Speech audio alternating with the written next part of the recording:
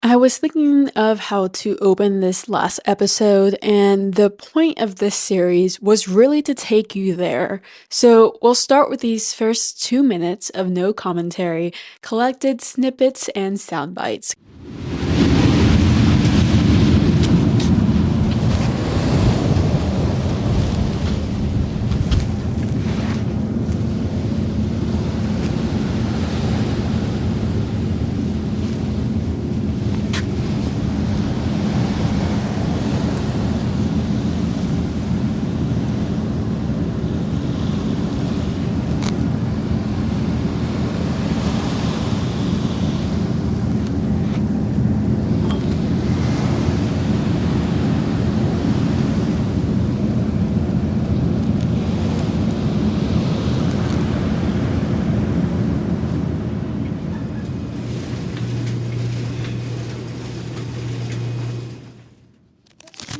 Better use.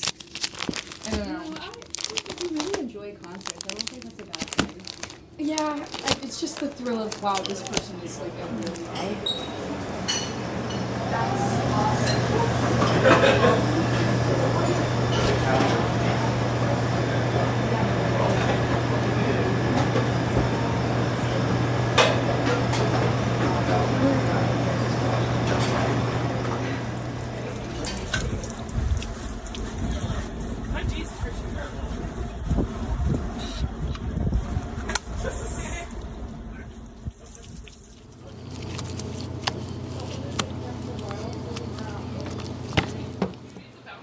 Oh, it's first. Okay.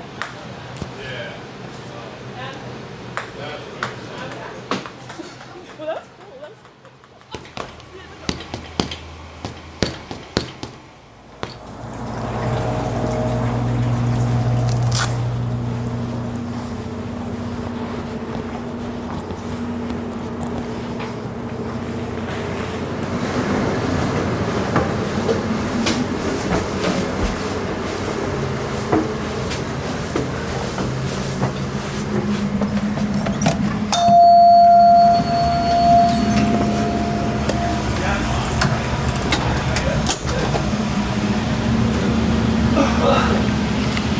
Hello.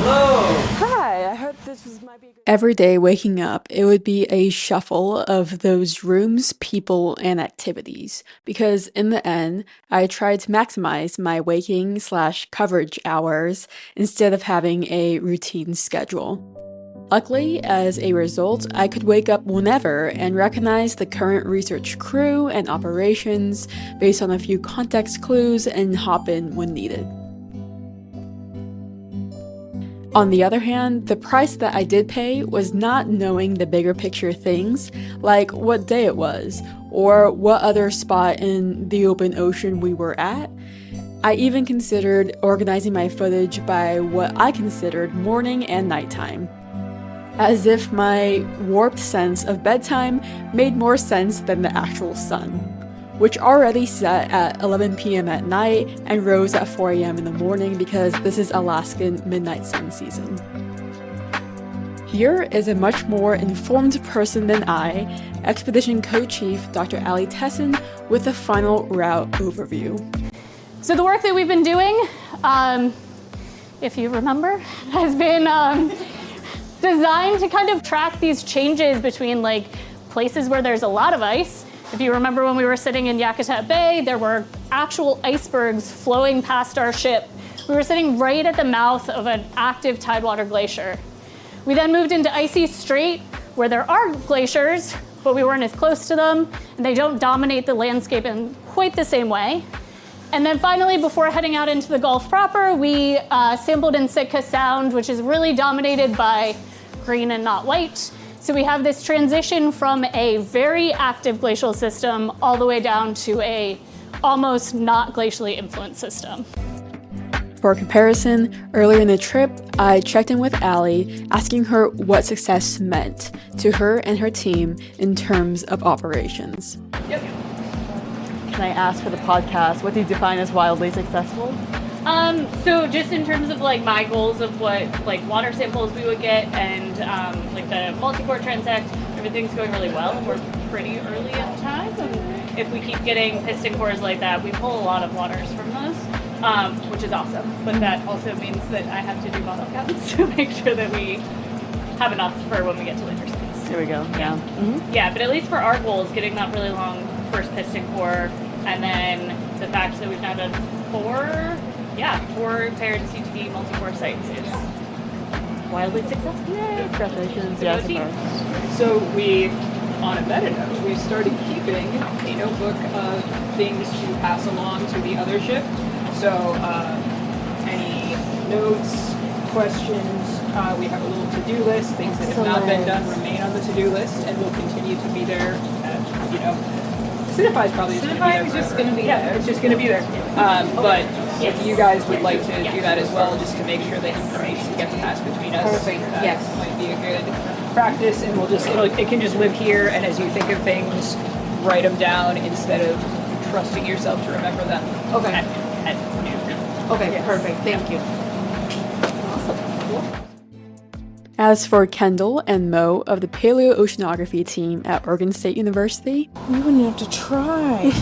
We wouldn't even have to try with radiocarbon dating. They're all just like right here. Oh my god. through dedicated surveying, coordinating with the bridge, and informed studies, they were able to find a dream sampling site for the 4AMs, fossil-like clues to their strategy of reconstructing the Pleistocene ice sheet. We have to get more of this site. This site. Yeah, this is a super important site. I mean, there's so many forams that, like, they're shining on the barrel. And so, like, this doesn't exist, like, this end member? No, nowhere. I mean, the high organics and the high forams, I've never seen this before.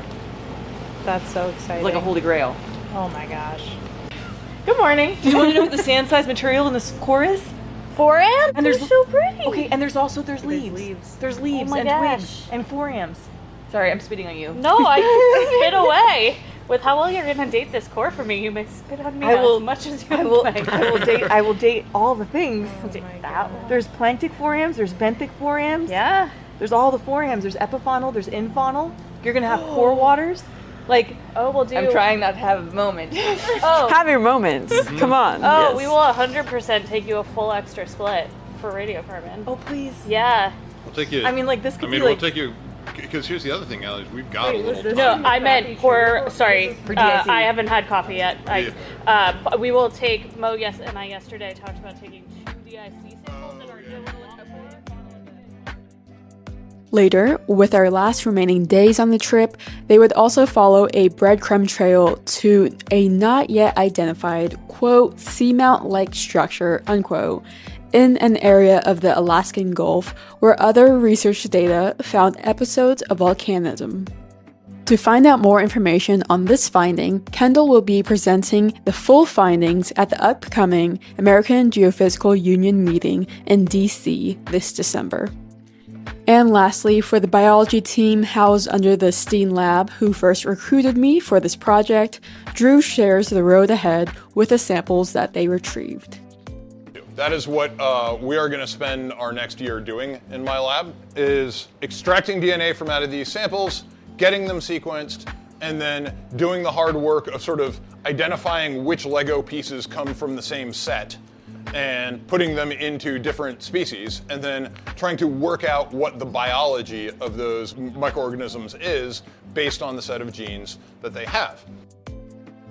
As I speak now, papers are being written, samples are being ultra-examined in world-class labs, and there the story continues. Though I hope I can paint you one last picture. As the science team concludes sampling operations, we still gather in the main lab to make use of the deep water equipment for souvenir purposes.